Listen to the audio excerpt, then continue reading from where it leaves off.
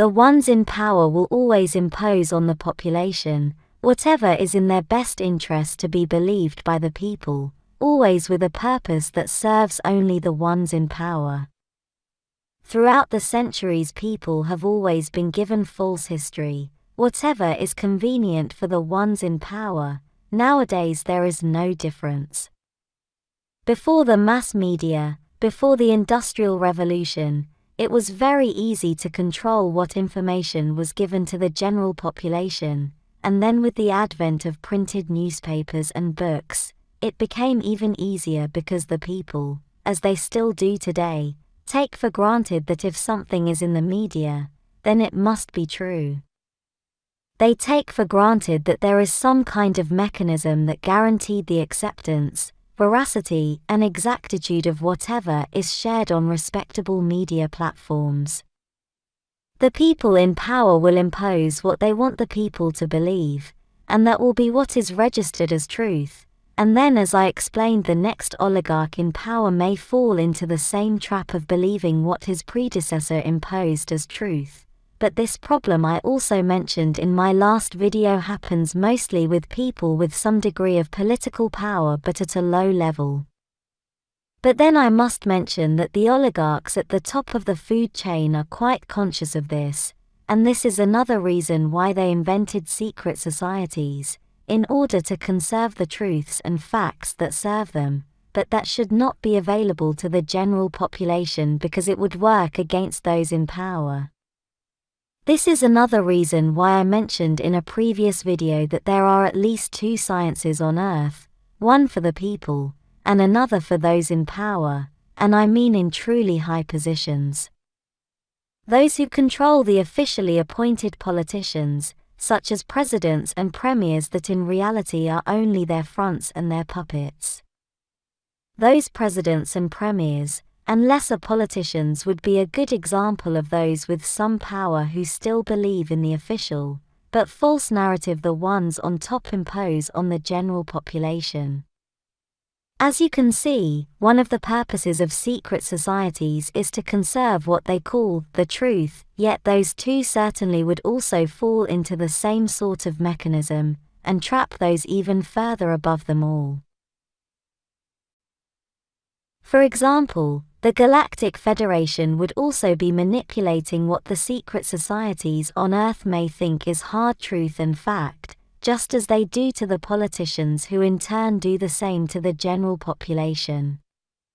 Going deeper into analyzing this problem, conserving truth and facts is not everything those in power inside secret societies do because, as you know, they also deliberately create and impose lies onto their puppet politicians and on the general population whenever they want to guide and steer the perception of the population in one or another direction, whenever it is needed by them. One of their biggest lies is the order of things, how society at large functions and how the power structure on Earth works, as well as all the other substructures, such as religions, politics, and everything that has to do with science, as they use it as yet another tool for manipulation, to justify whatever they want, especially how reality in the physical world works.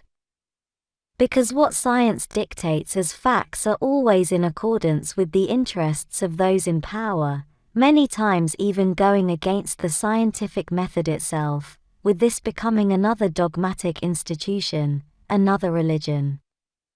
Where when against their interests, the true scientific facts are suppressed and erased in favor of pseudoscientific official results that are conveniently in favor of those in power and with all their agendas in hand.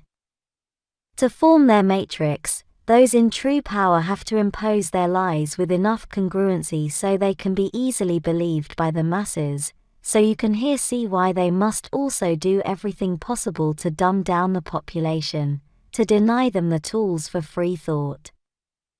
And for best results, the population must be indoctrinated into how to behave and how to think, and the younger the age they start, the better. As a pope once said, "Give me a child before the age of 7, and he will always belong to the church." The formation of their controlled matrix depends on the set of controlled and more or less congruent lies and justifications that are imposed on the general population as hard facts to follow, some even as scientific facts that may not be questioned, those that form the nature of reality itself in the minds of those living under those conditions. The problem is that lies will always be lies, and they tend to fall apart, so the ones in power have to constantly reinforce, patch and justify their incongruences as time goes by. But there comes a time when patching and justifying lies with more lies becomes unsustainable, even for those in true power, on Earth or not. And those lies tend to fall apart when some people begin to understand them as such, begin to see through the incongruences, and begin to think on their own. This would be the case of the awakened ones, star seeds, and so on. Then the ones in power must come up with excuses and mechanisms to reinforce the lies they imposed as truths, and one of them is to shame and ridicule those few awakened ones before they influence others in sufficient numbers to cause the ones in power real trouble. When all this is not enough, and the mass of the population is awakened, they must reset society before everything is beyond their control, as the very safety and existence of all those oligarchs in power are at stake. How they reset society is a subject for another video. They do that in multiple ways, but always involving the erasure of a culture's memory, which means erasing people as well, and the imposition of even more lies to form new belief structures of the incoming new society, as well as to justify the existence of whatever is left from the former society, for example, archaeological structures, such as the pyramids all over the world. To reset society they must erase memory, as I said. That means an open attack against the elderly, and they do that in multiple ways, such as programming social shaming coming from younger generations to lessen the importance of their teachings, and also the imposition of having to consume many dangerous and damaging drugs in the name of health, coming from Big Pharma and a corrupt and unethical medical system, among other things. The way it looks like they are resetting Earth's society nowadays is a progressive erasure of everything that links to its past, such as the removal of books, replacing them with over-controlled online information. With the erasure of a culture's past, they also avoid the present one to evolve, learning from its mistakes and growing progressively, many times having to start all over from scratch, such as in the case of hard resets where everything is destroyed. Notice the parallelism with souls incarnating on Earth with little to no memory of past lives, the same control principle operating here, where on one hand it is convenient for society's controllers, and on the other, some souls also want the expansion creating experience of a short and chaotic incarnation on Earth, with no remembrance of their past lives, therefore having to find their way back home. As they erase the elderly, they also indoctrinate the new generations in their schooling institutions, imposing on the youngsters the lies they need them to believe, and removing older texts and documents that may not be of service to the ones in power, in the name of them not being actualized. This is what I would call a soft reset, where all the culture of a planet is changed in a few generations, all done with a complex set of mechanisms, some of which I just described, resulting in a near total reset of the former social structure and its values.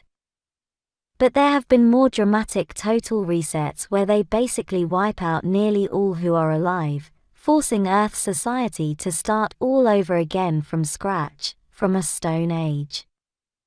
Today's Earth culture is controlled beyond belief. Most people are just starting to see that politics are nothing more than a distraction and have prefixed results, making them all false, and so is the economic system. But the level of control over the population is much greater than only political control, because even climate and earthquakes are artificial there, at least mostly, and as we will discuss further on. And who would be those who have the power to reset an entire planet? Although I do accept that natural cataclysms do exist and may have had an important role in some societal resets in Earth's past, I see no one else other than the Galactic Federation. Thank you for watching my video, and I hope to see you here next time.